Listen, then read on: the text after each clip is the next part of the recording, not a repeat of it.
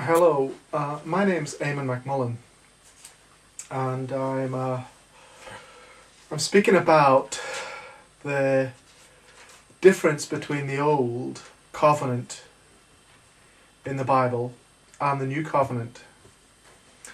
These are two covenants which are vitally important for every Christian to understand. Every child of God must understand with clear definition the difference between these two covenants, between the Old Testament and the New Testament.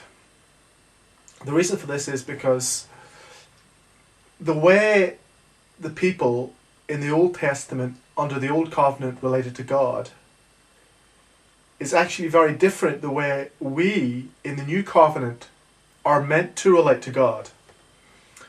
But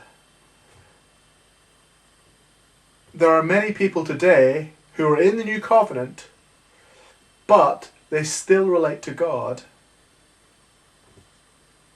in terms of the Old Covenant. So this is a short message explaining and looking at the difference.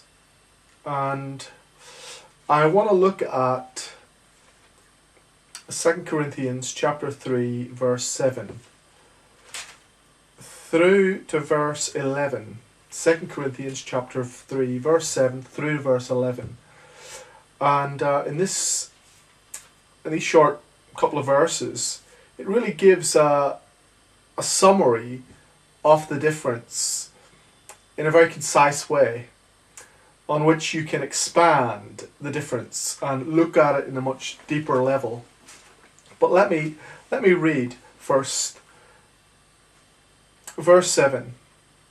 Now if the ministry that brought death, which was engraved in letters of stone, that would be the Ten Commandments, the ministry that was engraved in letters of stone, only that's Moses when he went up the mountain, God wrote on the tablets of stone with his finger.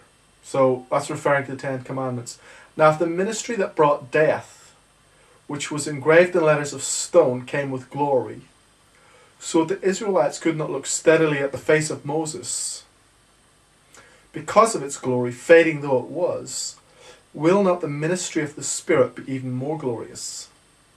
If the ministry that condemns men is glorious, how much more glorious is the ministry that brings righteousness?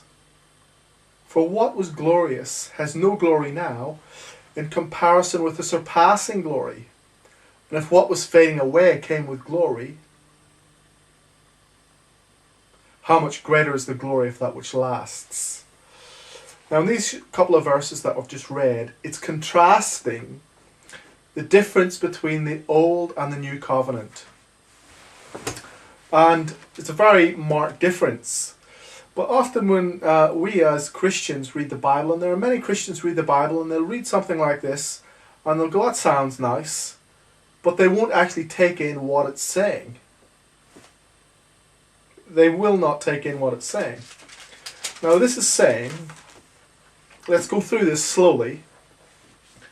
Verse 7, now if the ministry that brought death, which was engraved in letters of stone, came with glory, so that the Israelites could not look steadily at the face of Moses because of its glory, fading though it was. The ministry that brought death, which was engraved in letters of stone, the Ten Commandments. This is saying that the Ten Commandments brought death. Okay? And that's contrasting that, the ministry of the Ten Commandments, which brought death and still brings death, with the ministry of the Spirit. Now if we look, will not the ministry of the Spirit be even more glorious? That's in verse 8. If the ministry that condemns men is glorious, how much more glorious is the ministry that brings righteousness? Now here are the two contrasts. The ministry which was engraved in letters of stone, the Ten Commandments, brought death.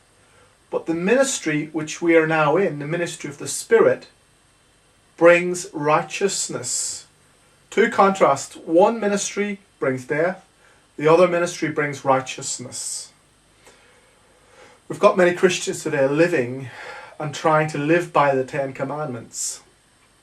And they may keep them externally to a certain degree. But when you read the Gospel of Matthew, Jesus raised the bar of what it means to keep the Ten Commandments. There were many Jews going around in Jesus' day saying, Jesus, we've kept the commandments. God will accept us. And Jesus replied to them, and some of these guys never committed adultery before. They never did anything wrong in terms of murdering anyone or committing adultery. They were faithful to their wives. And so Jesus came along and said, well, you think you've kept the commandments, but I tell you, if anyone's looked at a woman lustfully, he's committed adultery with her in his heart. If anyone says to his brother, you fool, you idiot, he's in danger of the fire of hell. Or if you hate, you've committed murder in your heart. So he raised the bar. He raised the bar of what it means to keep the commandments from not just external observation, but internal motivation and intent. So it got to the point where everybody realizes we've all broken the commandments, if not externally, certainly internally, through greed or lust or hate. So, and the punishment for breaking these commandments is death and separation from God. So the bar for keeping these commandments, keeping the Ten Commandments, can never bring you into a right relationship with God, into a right place with God.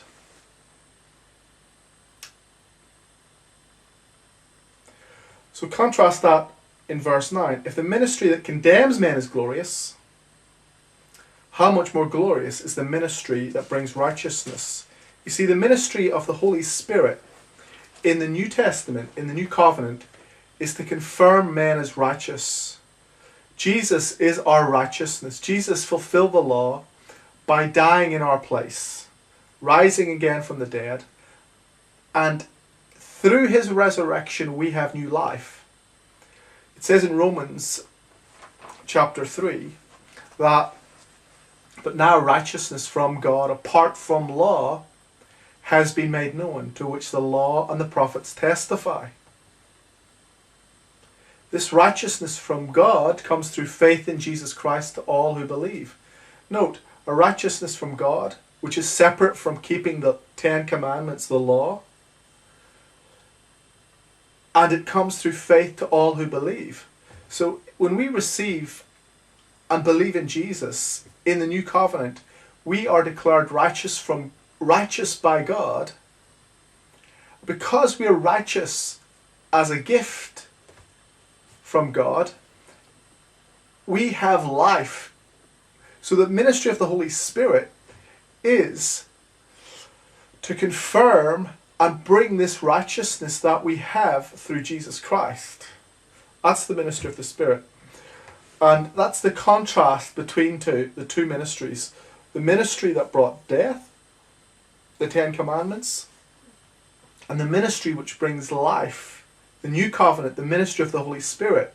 The Holy Spirit isn't job in the earth at this present time is to confirm us, show us the good news which was established through Jesus, the good news through Jesus, to open our eyes to the reality that we've been made righteous through Jesus, that we have been forgiven, that we are accepted through God, before God, because we've been made righteous. That's the good news of God's grace found in Jesus Christ. Well, that's all for now. Thank you for listening.